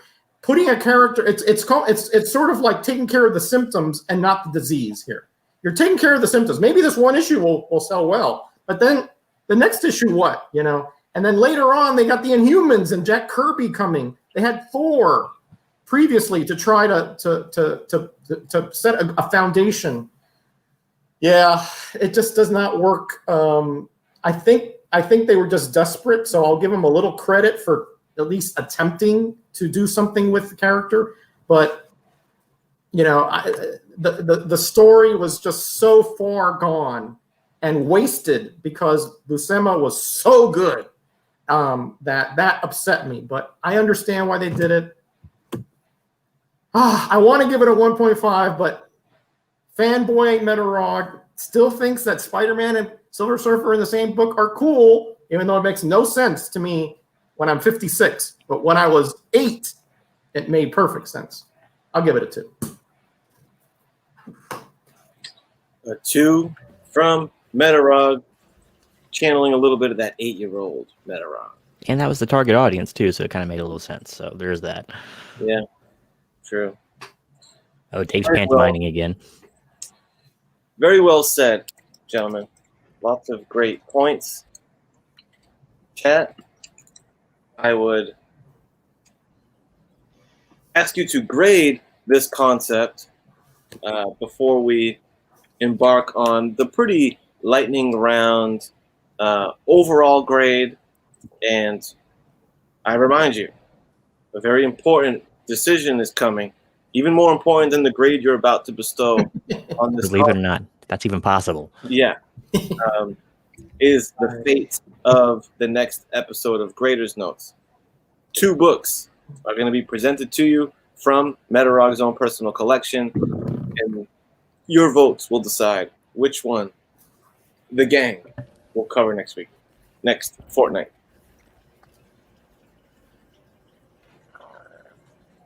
Gino, you made a great point, man, of Spider-Man. I super popular, no doubt, but probably the least interesting guy to clash Surfer with. Hulk Thing. always had cool. I always dug their crossovers. So guys like Thor, someone more formidable. So even if it is a misunderstanding, it's still a little more meaning. They can kind of trade a little more. Yeah. Well, he did fight Hulk and Tales to Astonish a couple years before this. So maybe they didn't want to force that again. And Thor was in 4, and then in his title a little bit after this. So again, they're treating the symptoms and not the disease. That's That's my best True. analogy I can come up with. And they still could stuck Spider-Man there. He could be the one, kind of like I said with the meteorites earlier. He could be out there saving citizens from the gigantic fight that Thor, the Hulk, and Silver Surfer were having, from all the debris and stuff. So he could have been in there. They could have been more clever. Definitely. Yeah. Absolutely. Yeah. I mean, they tried to play it off, but yeah, Silver Surfer would just like crush Spider-Man. Yeah. They're not. It's not a fair fight. No. I mean, first of all, Spider-Man can't do anything to him. Nothing. I mean, he can web him up, and he's much stronger than the webbing. He can lift. What is it, Dave? Like 100 tons or something? Yeah, he's like Hulk level strong. Yeah, I mean, ridiculous. So it's very contrived and forced, and that's just even that. There's like a little storyline where Spider-Man got the power cosmic, right? Yep. It was just like, whoa, I'm so powerful. Like, so that's the issue when you launch the Hulk into orbit with the one punch. That's right. The Hulk was like, I'm gonna squash you. Well, yeah. Yeah, that's like 328. Yeah, he's like uber powerful, power cosmic. I mean, that was one of the big problems with the Defenders was that they were way too tough, right? Like, fuck. Yeah. Like, who's going to beat them? Oh, we got the guy with the power cosmic and the master of mysticism and the strongest guy in the world. Celestials or something? Is that all you got? And we've got the king of Atlantis. You got there's no arena where these guys are not going to flatten you. Yeah, exactly. Yeah. All right, Kenny, let's bring this puppy home. What do you say? Let's do it. All right, here we go. 2.5. 2.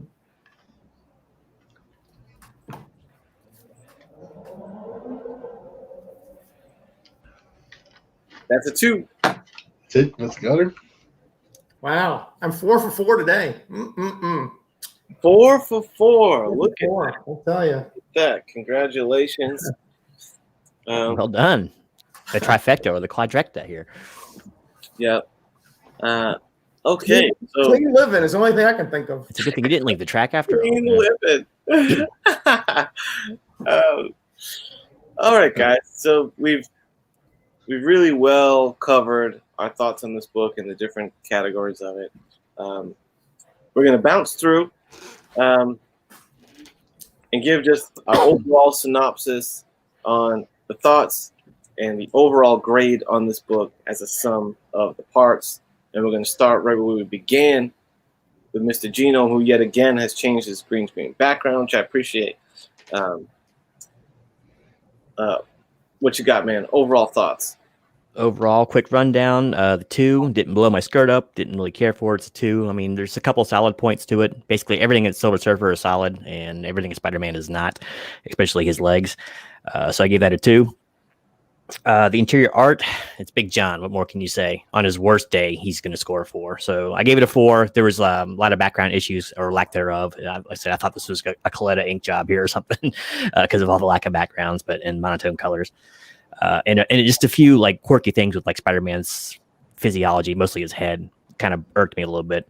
But so I gave that a 4, highest score of the evening. The story inside was awful. I give it a 1.5. I don't need to rehash how awful it really was. I mean, I have read worse, but it's pretty hokey. And the concept, same thing. It's just a standard run by numbers. Inject a popular character. Let's think of like the Silver Sable run from the 90s, injecting Venom and then other like Ghost Rider, and just people who make no sense in the series just to try to up the sale. So just nothing but actually Roger put it really well. It was a good CPR move, but it didn't work. So 1.5 there. So the overall was a 2.25 for me. I'm going to give it a 2.5. It's serviceable just because Buscema's art can raise any book at least a full point just by his name being on it. So 2.5 serviceable. 2.5 serviceable from Gino. Thank you, sir. Miracle. Yeah. What do you say as an overall grade, man? Well, I mean, it's a real treat to check out this battle issue, right? Some of the great poses that come in here and some of the great perspectives that John Buscema, he puts on a show. However, some of the concepts of the hokiness of how they come together, the forcing of Spider-Man into this kind of wedging him into this book for no particular reason other than, they just Silver Surfer happened to be around him. Okay on the moral of the story at the end kind of deal was good. The little kid's father's relationship and his sort of action around everything was good. So yeah, I gave it the serviceable, man. I gave it the 2.5 overall. Right. I gave it, yeah. No, you know what? I'm gonna up it. I'm gonna up that. I'm gonna up that to 3.5 just because Buscema's art was so good. Whoa, wait a minute. Whoa, what happened to 3? Recounted. Yeah, I renege on that serviceable. I'm gonna give it a 3.5. I'm gonna change my grade. There you go. Good on you. Yeah, just because Grade. Okay. Boom. There you go. 3.5 from Miracle. Roger, overall thoughts? Yeah, I mean, cover was okay. I think it's a little better. I think, when you look at it, it gets the job done. It's still Buscema on the Silver Surfer. You still got Spider-Man on there, although, doing the Watusi or Watusi or, whatever you want to say. Listen, it gets the job done. It's not rocket science. Silver Surfer versus Spider-Man. You know what's going on. Stan Lee hyperbole. I give it a 3. Not bad. Story, man, really tough. Really tough to take this story. Today, again, the younger Metarog, I'm sure thought this was really good, but looking back at it, it's so weak and so contrived, so forced. It makes no sense on any level. I gave it a 2.5. Homer score there. Art off the charts good. Some non-Buscema issues, really. The coloring and the size of Spider-Man here and there. But the story concepts, though, the way he lays it out, man, he's such a master at that. I'm so impressed by that. And his facial, I mean, when we looked at some of the 90s comics, everybody's like so stoic and then they have the same expression. Everybody is different here. When they're shocked, they're shocked. When they're surprised, they're so surprised. When they're fearful, they're fearful. Really good art for concept. They're trying to resurrect a series here. That's all it is. I can't criticize them too much because, I mean, if I was in business, I'd try to do the same thing, right?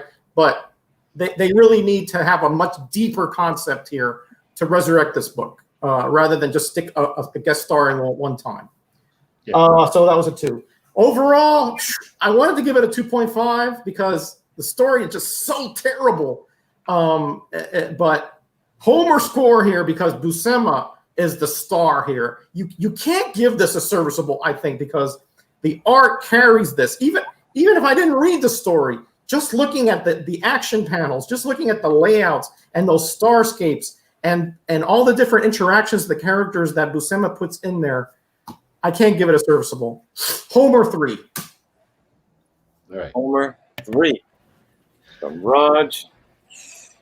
And myself, overall, the cover, Spider-Man was the weak point for sure. The color scheme never quite sat right with me about this book. But Surfer looks pretty damn cool. Pretty cool. That got 3.5 from me. The writing, just, yeah, really very uninspired. Just uninspired, I think, is the main word on the writing here. Like, it was really just, let's see if we can throw some words on the page, and hopefully they don't pay too much attention because they're marveling at Buscema's work. I'm glad that they at least injected the kid and the dad, honestly, into the story, because that did put a little more to this book than it is otherwise, and disappointing to see, like, for a comic book writer to, you're supposed to your job is to find ways to make these fantastical superheroes relatable and believable, and you needed some of that here instead of making them two dummies that bumped into each other and want to fight over it. Masterclass in artwork. Buscema is amazing. His mind's eye on where to put the camera on the anatomy, which is all coming from up here. I highly suggest they're not cheap, but oh man, it's every few weeks or so, I'll just marvel at this thing when you see the original scans of his work, and it's Marvel Method era. So you have the notes in the margins of letters to Stan and stuff like that.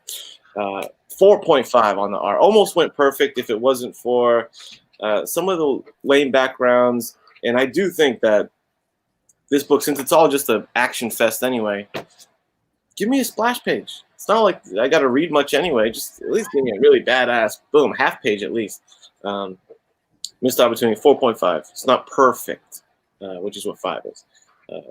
Concept 2, I think Metarog said it best. Cash grab was the word in mind, but not really cash grab. It really was trying to CPR this book and breathe a little life back into it. And considering that it ended 4 issues later, it didn't work. No. By the numbers, my grade comes to like a 3.1. But comic books are a visual medium, and I'm rounding up because of the artwork of the great John. So 3.5 is my overall grade for Surfer 14. And Genome, do you have an aggregate chat grade for us? I can in just one moment. Give me one That would second. be fantastic. In the meantime, if you'd be so kind, I can't believe no one spoke about the amazing ad that was on page basically 2. Best ad. I know what ad. Where is it? Let's bust it out, baby. Oh, Yeah. Boom. The non-exercise drink Come for on. building a muscular body. Look at that. Look at these babes. You We drink drink on up to a pound a day. 14 pounds in 14 days or every penny back. Wow. It's probably pure lard mixed with heavy cream or something. oh man. Chat score is a 3. Chat scores a 3. Roger, is that a sweep? Yes, it is. Roger's cover scores 3, so is Chat. His interior art scores a 4, so is Chat. Yeah, he's perfect the whole way through. That might be the perfect clean sweep. It might be the first one we've actually seen. I tell you, man, I've had a few. it's the organic vegetables, man. It has to be. No, it's that protein shake that was inside by Joe Weider. Clean living. That's hilarious. man. Congrats, Roger. That's a great achievement. Well done. Finger on the pulse. They don't call him the man of the people for nothing. That's true. Oh man, You're dropping that people's elbow on people. What are you doing? It was all luck. Okay, it was all luck. The Homer parts pushed me to the chat. If it was the technical stuff, it'd be a little lower, a little higher here and there. More like an AED. I actually control that one at our office. I've always wanted to zap somebody with it. And kudos to Jackson. Overall takeaway, Buscema was a master. His presence is still felt and still greatly missed. Oh yeah. Thanks, Jackson. Jackson, you've been killing it, man. Jackson, Michael Todd, Varangian, you guys have been knocking it out the park the entire chat. Aaron, even though you're a little half empty. His glass is just totally empty. Still appreciate you here. So, speaking of Metarog, he's going to present to you an A and a B choice. It's his pick next week. All right. So let me give you my thought processes here, right? One of them is a childhood pick. They're both around the same era, 1973 or so. One is a childhood favorite, character that nobody else really talks about except me, right? And the other one is one that I've had since 1973, but my brother took me, and I remember him picking this out for me, and which is weird because I wasn't allowed to have like monsters and stuff, so this one kind of snuck under the radar, right? So here are the two picks. E-Man from Charlton, 1973, Nick Cootie on scripts, the great Joe Staten on pencils, okay? 10-issue run. That's all I'm going to say. It's different than most comics I collect today. Afterwards, but this was one of the very first comics that I picked up back in 1973. Or a current hot character, but I did pick this one up. My brother took me to the 7-Eleven. I remember him telling me, and I asked, he says, hey, pick this guy up, right? Marvel Spotlight number 12. First solo Son of Satan appearance. His first appearance was, you saw parts of him in Ghost Rider 1 and then 2 and so forth, So these are your picks. So do you guys want E-Man or S-Man, Son of Satan, for again, a fortnight from tonight on my channel? And I am very interested to see what my compatriots think about my childhood pickups. Let's just put it that way. And how they pulled up, what is this, 1973, almost 40 some years later? Yeah. There you have it, ladies and gentlemen. Did you say a fortnight? Fortnight. Fortnite. Fortnite. What? It's What an do you think, I'm effort. a cruise or something? This is like a port, no. That's how the Navy reads their comics. Well, so we're getting lots of votes for Satan here. Oh, Michael Dodd has read the E-Man because there is indeed a Raj 2000 by Byrne in the E-Man comics. And you said there's a facsimile of Spotlight 12. Yes, there is a facsimile, and there is a modern reprint. It's an exact reprint of E-Man number 1 by Modern Comics. If these should be like in the dollar bin, I would think. So Nice. So they're both pretty cheap pickups, chat. yeah, pretty cheap pickups. I No, mean, there's my boy Jimmy. I knew he was gonna pick Son of hey, Satan. I know he's a Son of Satan fan, and that's why I actually cooked up. One of the only times I've ever drew that character before, I gave Jimmy's a proud owner of an '84 sketch cover of none other than the Son of Satan. Is that right? You did one? Yeah, a quick one, But okay. It looks I got like the for sketch cover. Son of Satan is the winner. yep, it's one ahead right now. Unless there's gonna be any, I got 3-4 on E-Man versus Son of Satan. We'll give it maybe another 30 seconds. Oh, that was your first day okay, Jimmy. Snap. I love doing first day okay. It's nice. You were my first day, okay? Happy to be the one. All right. I think you're Gary Frederick on scripts, Herb Trimpe on art. oh, look at Okay. that. So, in 14 days, the son of Lucifer himself is coming out to play. All right. So I was hoping that was going to be. I've always been so intrigued by that because I always found it interesting that they put just the name Satan in the title character of a comic book that's kind of geared towards kids. Like Satan's kind of a provocative word, Right.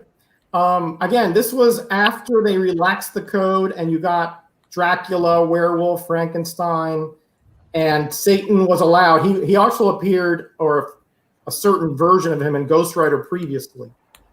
But Damien Hellstrom is actually an enemy of Satan. So we'll see what goodies are in here in 2 weeks. All right. Fantastic. Nice job, chat. Nice job, Metarog.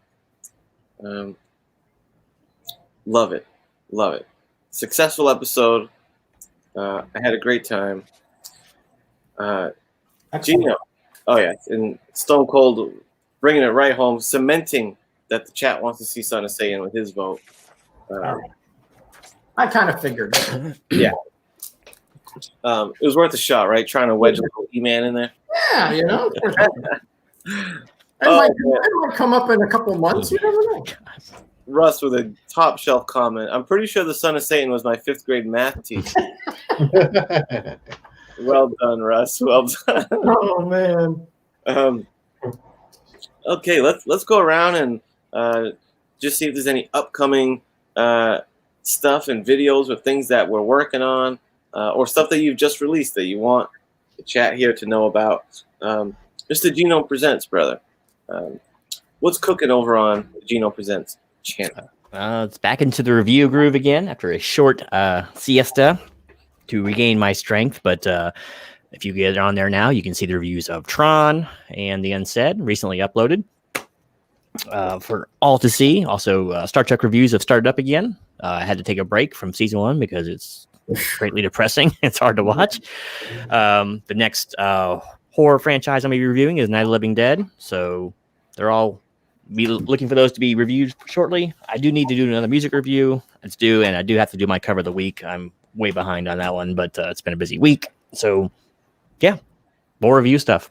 That's how it is. Reviews from Genome. Mr. Roger,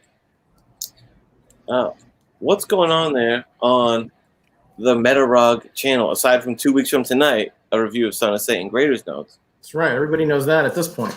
Well, today I dropped the roundup, and I had a small tribute there to our friend that we miss so much, comic jabroni Edwin Ocasio, who tragically passed away so young. I'm still kind of in shock about that.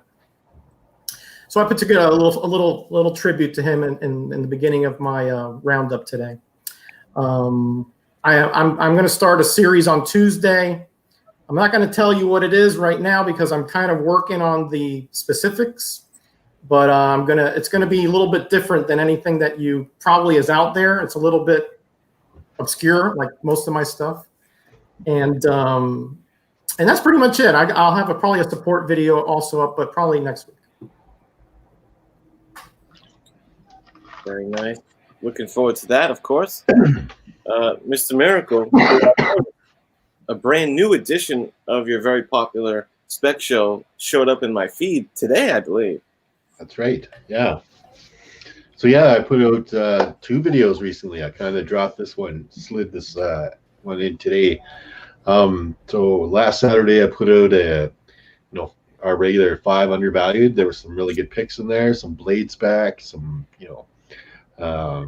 specs on Black Widow, that kind of stuff. Baby. That's right. And then today, because this weekend is Star Wars Celebration, right? So it's the Star Wars' big event, and they're probably going to release some news about streaming shows or movies or books or something that's going to come up, and kind of play the spec game, see if we can strike before the iron gets too hot and get a few of those first appearances that might show up in some other things. So I dropped that one today. It's undervalued Star Wars special comics. I think it's pretty good. Like I said, Star Wars is like red hot for comic books right now. So good time to grab them up before the price of their books. So you look at the first price of Ahsoka Tano, man, it's like over $1,000 now for some of those books. But that's where I'm at. That's what I'm doing. Dropping videos. That's where you're at. I love it. As far as over on the 84 channel, there's lots of, much like Delphia and her harvesting project, there's a lot of seeds of some interesting videos cooking here in 84 headquarters. No hard release date on some of them, but I'm getting close to, I think, as far as additional videos aside from my Grader's Notes show, Mega Power Hour, my Friday night hang with my main man, Biggie Shaq, who, mind you, we have a new NWO member that we're going to initiate into the crew with his Mega Power Hour appearance tomorrow. Better Ray Jim, ladies and gentlemen, we'll be hanging out with the Mega Power Hour tomorrow night. Tune into that. That'll be fun. But aside as for a video project, I'm getting close to putting out a video sharing my comic book idea concept from way back when I was working on this with a friend of mine who was in art school, and it was just a little side hobby we had kind of years back. But I obviously never did anything with it. I've just been thinking about it lately. I think I might try to have YouTube, this platform, be just the way to just get it out of my system. I'm not gonna, try to make a book out of it or anything, but I'm thinking of constructing a video to just lay it out. I've been working on concept art. I want to show you. I'm just going to tell you this story that's been germinating in my mind for like years now. So stay tuned for that. Again, I don't have a date for that, but that's kind of what's been rumbling and what I've been working on the side here. But Power Hour, be there, be square. And once we wrap up here, you should definitely check out my buddy JP Budget Collects. He's celebrating him hitting 1,000 subscribers right now as we speak. That's he's going to be partying for a while. I'm sure he would love for you guys to hop in, join, give him some congrats. He's a great channel. So shout out to my buddy JP. Boom. Look at I switched over. Look at all the people on JP's channel. Yeah. Oh, shit. He deserves it. Drop him a thumbs up and all that. And boom, we handled business tonight. This has been Grader's Notes. I hope you guys enjoyed the show. I sure did. Great show, guys. Really good stuff. Yeah. Especially since I got them all right. Yeah. Yeah, the first sweep, I think, in Grader's Notes. History. I know. I think we've had I've had a sweep. Oh, Yeah. what book? What Yeah. book did you sweep? Man, it was a long time ago. I'm gonna have to go look through there now. It's Yeah, gonna take a while. Gino, you know you're the official. Gino's the Grader's Notes official bookkeeper, so you have to. It's all in the file. It's in the file. There have been others. Look it up. I'm Remember, sure I've got it. there have It's been one of others. the first ones. Look, like start at the back and work your way forward. It's been a while since I got that. It's been a while, yeah. Like maybe a year ago. I remember a few of them, yeah. There you have it. Maybe we'll have that answer for you next week. Next week. Next week. Yeah. All right, guys. Thank you so much. Appreciate you hanging out. Until next time, take care of yourself.